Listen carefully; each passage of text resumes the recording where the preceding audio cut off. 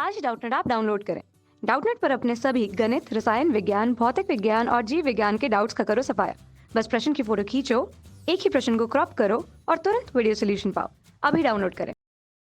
प्रश्न कथन के रूप में दिया है। कथन एक दिया है, किन्हीं दो समाक्षीय चुंबकीय द्विध्रुवों के कार्यकारी बल उनके बीच की दूरी के वर्ग के व्युत्क्रमानुपाती होता है। और कथन दो दिया है, दो चुंबकीय ध्रुवों के बीच कार्यकारी बल उनके बीच की दूरी के वर्ग के व्युत्क्रमानुपाती होता है। तो आइए हम लोग इन कथन के माध्यम से प्रश्न का उत्तर देते हैं और इसके हिसाब से यहाँ पे 4 हमको विकल्प दिए हैं, तो हम इन विकल्प में से कौन सा सही है यह देखेंगे।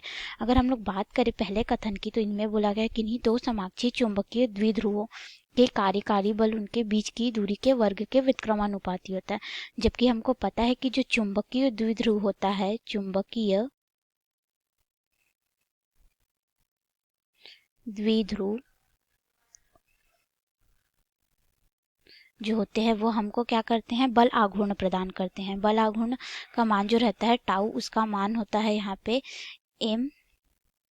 जो बल आघूर्ण टाउ मिलता है उसका यहाँ पे सूत्र होता है एक बल गुणित बलों के बीच की लंबवत दूरी। एक बल गुणित बलों के बीच की लंबवत दूरी, जिसको हम लोग दिखाते हैं स्मॉल m b गुणित 2l साइन थीटा। जहाँ पे ये हमको क्या बोल रहा है कि बल के एक बल और उनके बीच में लंबवत दूरी को बतलाता है।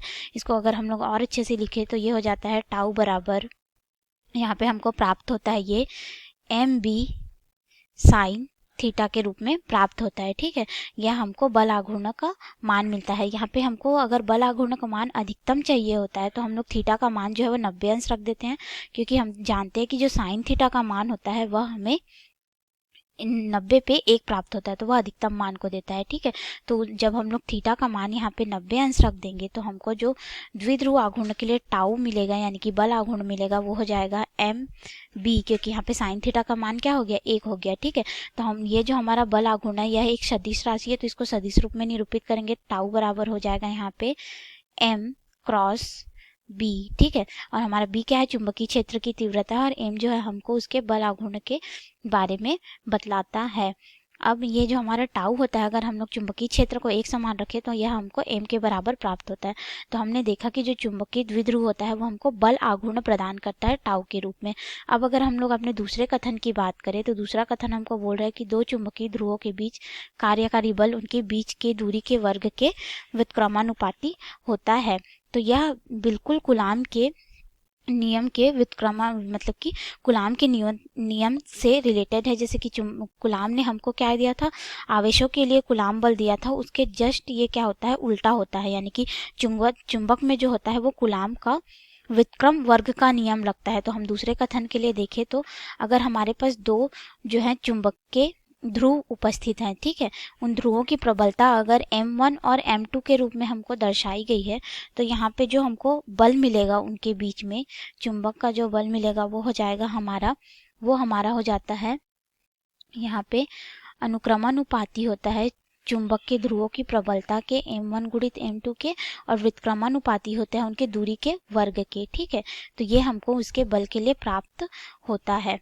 तो ये हमारा दूसरे कथन के लिए ये हो जाएगा, बल का जो सूत्र होगा वो उनके ध्रुवों की चुंबक प्रबलता और उनके दूरी के वर्ग के व्युत्क्रमानुपाती होता है। चुंबक प्रबलता उन दोनों ध्रुवों के साथ ये अनुक्रमानुपाती होता है। तो आइए अब हम लोग अपने कथन पे चलते हैं। कथन के साथ साथ हम अपना विकल्प भी देखेंगे कि हमसे यहाँ पे क्या पूछा जा रहा है। तो देखिए, यहाँ पे पूछा जा रहा है कि किन्हीं दो समाक्षीय चुंबकीय द्विध्रुव के कार्यकारी बल उनके बीच की दूरी के वर्ग के व्युत्क्रमानुपाती होता है। तो यह कथन तो गलत हो जाएगा, क्योंकि हमको जो चुंबकीय द्विध्रुव होते हैं ये हमको क्या प्रदान करते हैं, ये हमको देते हैं बल आघूर्ण का मान। हमको देते हैं क्या मान देते हैं, बल आघूर्ण का मान देते हैं, जिसको हम लोग टाउ से दर्शाते हैं। और टाउ का मान हम लोग यहाँ पे देख चुके हैं। हमको यहाँ पे टाउ का मान कितना प्राप्त हुआ है, टाउ जो है एक सदिश राशि है और हमको यह प्राप्त होता है m क्रॉस b क्रॉस के रूप में प्राप्त होता है। ठीक है, जब हम लोग साइन थीटा का मान यहाँ पे 90 अंश रखते हैं।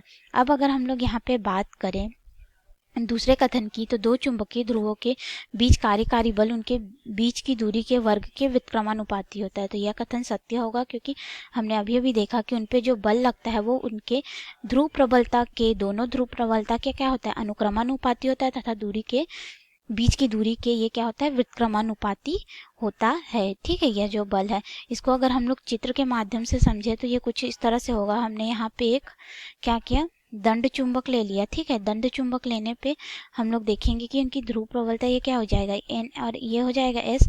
तो हम लोग इसको ध्रुव प्रबलता के रूप में भी देख सकते हैं। ठीक है, ध्रुव प्रबलता के रूप में जब हम लोग इसको देखेंगे तो हमको क्या प्राप्त होगा कि इनमें ध्रुव प्रबलता जो है वो m1 और m2 हमको प्राप्त होगा, जो इनके ध्रुवों की प्रबलता को दिखलाएगा। तो हमें यहाँ पे जो दूसरा कथन मिल रहा है वह क्या प्राप्त हो रहा है कि दूसरा कथन हमारा सत्य है। तो आइए अब हम लोग ऑप्शंस पे चलते हैं। पहला ऑप्शन दिया है कथन 1 सत्य है, कथन 2 सत्य है। ये तो गलत हो जाएगा क्योंकि हमारा कथन 1 क्या है, पहला गलत है। ठीक है, फिर दूसरे में बोल रहा है कि कथन 1 सत्य है, कथन 2 सत्य है। ये भी गलत हो जाएगा क्योंकि उसने दोनों कथन को सत्य बताया, जबकि हमारा पहला कथन क्या है, गलत है।